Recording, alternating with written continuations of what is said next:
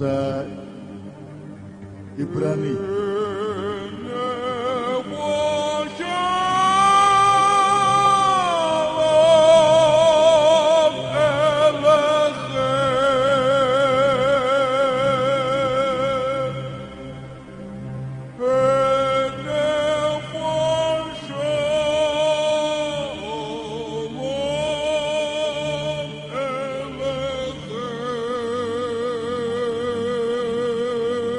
Alehem, avenu shalom, alehem, avenu shalom, alehem, avenu shalom, shalom, shalom, alehem.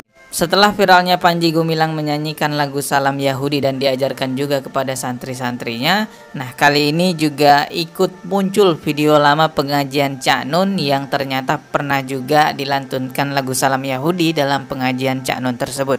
Ini videonya, ini udah lama banget ya, videonya 11 tahun yang lalu. Coba kita simak ya.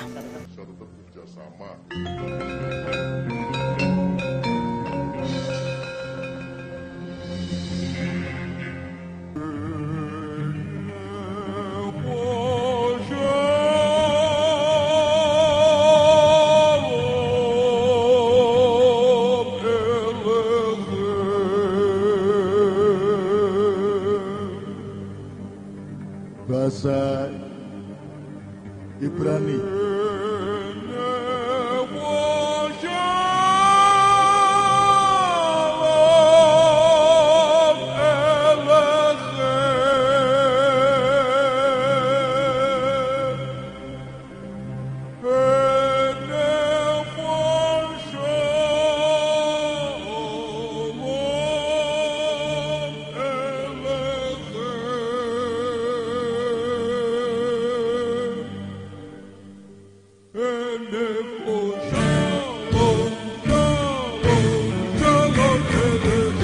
Ya, di sana ada Cak Nun ya, terlihat ada Cak Nun dan terlihat juga ada banyak orang lainnya. Saya tidak paham kalau yang lainnya. Kita bisa lihat juga di situ ada bannernya ya.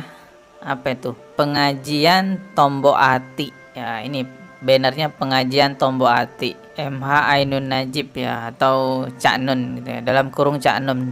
Nah, ini ya bannernya. Paguyuban pengajian Tombo Ati. Jadi jelas ini acara pengajian teman-teman ya. Tapi di dalam pengajian ini melantunkan lagu Salam Yahudi. Ya, tentu tiada lain dan tiada bukan ya. Biasanya kalau menyanyikan lagu-lagu umat agama lain itu kan pasti alasannya untuk toleransi. Tanpa berlama-lama saya akan mengajak teman-teman untuk menyimak penjelasan mengenai toleransi dari Ustadz Adi Hidayat. Ini menarik sekali. Coba kita simak videonya ya. Aturan toleransi yang indah. Satu, aturan toleransi baru yang indah. muncul aturan dalam aturan toleransi yang indah. Satu, perhatikan dengan makna tadi. Baru muncul la a'budu ma ta'budu. Aturan Islam pertama terkait dengan toleransi, kita tidak diperkenankan, tidak boleh ikut-ikutan a'bud, diartikan dengan menyembah. Fokus ya. Kalau hanya menyembah, itu ibadah namanya. Tapi kalau sudah bentuknya progresif kata kerja, bukan cuma ibadahnya, tapi segala hal yang terkait dengan proses ibadahnya. Misal, maaf ya, saya ambil contoh dulu ya. Misal, ada salah satu umat ya di Indonesia ataupun di dunia yang ibadahnya misalkan punya tempat khusus ya. Misal di hari, kalau besok hari apa? Hari Ahad, mereka menyebut dengan minggu, nanti saya jelaskan kapan munculnya minggu ini. Misal, mereka ibadah. Aturan Islamnya indah.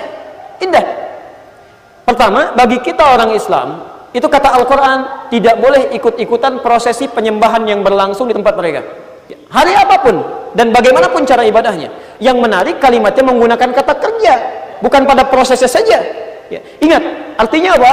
Semua proses yang terkait dengan ibadah ini, baik ikut ke tempat ibadahnya, baik kemudian misalnya ikut-ikutan dalam atributnya, baik itu kemudian misalnya ikut-ikutan menyediakan hal terkait ibadahnya. Kata Nabi, cukup bagi umat Islam, tidak boleh ikut-ikutan yang seperti itu. Jelas? Yang indah tidak sampai sini.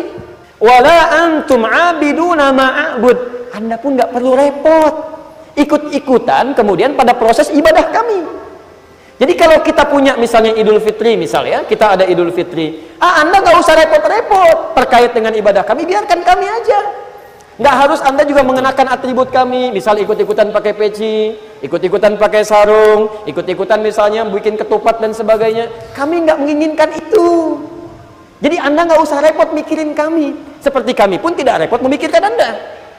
Sampai ujungnya keluarlah kalimat itu. Perhatikan, lakum dinukum waliyadin. Allahu Akbar. Ini toleransi yang paling indah. Masya Allah.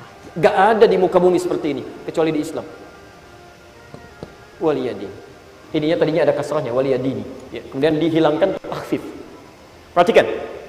Lakum dinukum waliyadin. Untukmu apa yang kamu yakini dan aku apa yang aku yakini.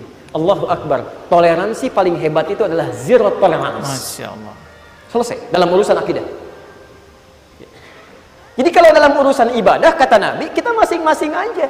Itu toleransi paling indah, urusan ibadah. Ingat ya, ini urusan ibadah. Toleransi itu batasannya akidah dan semua hal yang berkaitan akidah. Ada hal yang bisa kita kompromikan dengan orang-orang kafir, tapi kalau udah menyangkut akidah nggak bisa diganggu gugat. Pasti nanti akan ada yang berdalih, loh salam alaihim itu kan serupa dengan assalamualaikum maknanya. Sama-sama mengucapkan salam damai, sama-sama mengucapkan keselamatan. Woi Kadrun, ada orang Islam ajak nyanyi lagu Yahudi salam alaihim, ente kejang-kejang pelojotan. Lah ente tiap hari assalamualaikum, emang ente pikir itu asalnya dari mana? Itu asalnya dari salam Yahudi salam alaihim yang dialkulturasi diserap oleh Arab menjadi assalamualaikum. Jadi ngapain ente ributin lagu Yahudi tiap hari? Ente assalamualaikum, ente udah tasyabuh menyerupai Yahudi. Makanya jangan jogrok doang di Gaza, main ke Yerusalem supaya pinteran. Iya memang hampir serupa, tapi itu adalah kebiasaannya orang kafir dalam beribadah. Maukah kita sebagai muslim melakukan kebiasaannya orang kafir dalam ritual ibadah? Padahal kita sebagai muslim punya ucapan salam yang sangat indah sekali. Assalamualaikum warahmatullahi wabarakatuh. Semua umat Islam, mau itu Islam dari Jepang, dari Cina, dari Amerika, sama mengucapkan assalamualaikum. Karena kita sebagai muslim dilarang meniru-niru umat agama lain. Bahkan Rasulullah tegaskan orang yang meniru-niru umat agama lain, kaum lain, maka dia termasuk bagian dari mereka. Di depan santri, di dalam masjid,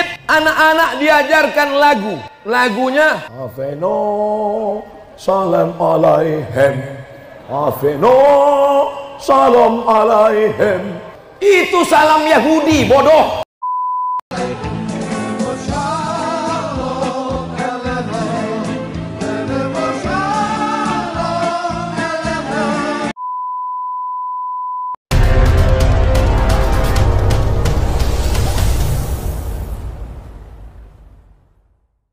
Ketika itu ditunjukkan sebagai satu sebagai satu persetujuan kita bahwa agama lain dengan agama kita adalah sama-sama benar, sama-sama mengajarkan kebenaran. Nah, di situ salahnya. Berarti secara tidak langsung kita membenarkan agama lain. Di situ kesalahannya. Makanya biasanya para pendebat-pendebat Islam itu ketika mereka menggunakan bahasa Ibrani, mereka berdebat dengan menggunakan bahasa Ibrani, ya kadang mereka juga pakai kata haleluya gitu, nggak masalah. Karena apa? Arti haleluya adalah segala puji bagi Tuhan. Dalam artian nggak masalah. Tetapi kalau itu sudah lafadznya menjadi khusus, Heavenly Shalom, itu sudah ranah yang khusus. Karena itu sebuah lagu yang memang ditunjukkan untuk sebuah peribadatan. Ingat itu. Jadi lagu Heavenly Shalom itu adalah lagu rohani yang ditujukan untuk peribadatan khusus bagi orang-orang Kristen atau orang-orang Yahudi. Jadi nggak bisa kemudian kita menyanyikannya. Meskipun kata Heavenly Shalom, Shalom Alaihim itu artinya adalah Assalamualaikum, keselamatan bagi kalian. Tetapi lagu ini sudah menjadi khusus, sudah menjadi satu paket dengan peribadatan satu kaum, maka nggak bisa kita menggunakannya. Kita nggak bisa menjadikan itu sebagai sesuatu yang umum. Jadi hukum kalimat kalau itu sudah maksus, sudah khusus, maka dia dihukumi khusus. Tapi kalau dia masih umum, maka dia dihukumi umum. Sedangkan lagu Heavenly Shalom itu bukan lagu umum, itu memang sudah lagu maksus. Kalimat-kalimat di dalamnya sudah maksus. Karena itu sudah dianggap sebagai bagian dari lagu rohani milik agama orang lain. Jadi kalau Islam menyanyikannya, nggak patut dong, nggak boleh gitu loh. Seolah-olah memakai lagu-lagu rohani milik orang Kristen, lagu rohani milik orang-orang Yahudi, itu seolah-olah boleh-boleh saja. Maka itu juga menjadi hal yang cukup berbahaya. Lebih baiknya kita sebagai bentuk kehati-hatian, gak usah kita menggunakan itu. Kenapa? Karena kita sendiri sudah punya salam sendiri. Assalamualaikum warahmatullahi wabarakatuh. Itu jelas salam kita. Apa yang kurang dari salam kita? Kan gak ada. Salam kita adalah salam terbaik. Rasulullah menjanjikan Assalamualaikum 1 pahala, Assalamualaikum warahmatullah 2 pahala, Assalamualaikum warahmatullah wabarakatuh 3 pahalanya itu. Jadi di antara kalimat-kalimat itu sudah berpahala. Tapi ketika kita mengucapkan haleluya, haleluya, shalom alaihim, ada nggak jaminan dari Rasulullah itu sebagai pahala? Nggak ada, karena kalimatnya sudah berbeda. Yang ada pahalanya adalah Assalamualaikum warahmatullah wabarakatuh. Itu yang ada pahalanya. Selain dari itu, salam sejahtera, salam merdeka, salam. Meskipun secara umum itu adalah lafadz yang diperbolehkan, tetapi ada pahala nggak di situ? Nggak ada. Ada doa nggak di situ? Memang ada doa, tapi nggak ada pahala seperti dijanjikan oleh Rasulullah SAW. Salam kita adalah salam yang terbaik. Syariat kita adalah syariat terbaik. Kalimat-kalimat yang diajarkan Rasulullah adalah kalimat yang terbaik. Itu yang harusnya kita pakai. Nggak usah pakai yang lain. Takutnya orang akan mensalah artikan itu sebagai bentuk persetujuan kita terhadap agama orang lain, dan itu cukup berbahaya.